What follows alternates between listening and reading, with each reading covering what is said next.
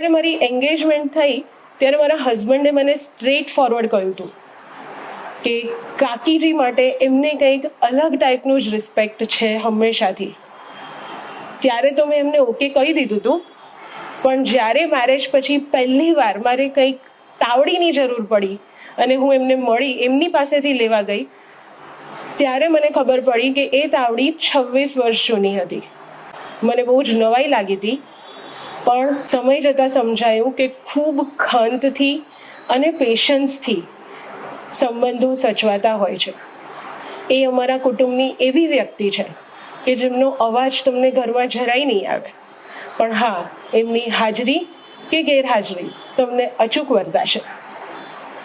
કાકી, હું તમારા પેશન્સ અને ખંતથી ખૂબ જ પ્રભાવિત છું.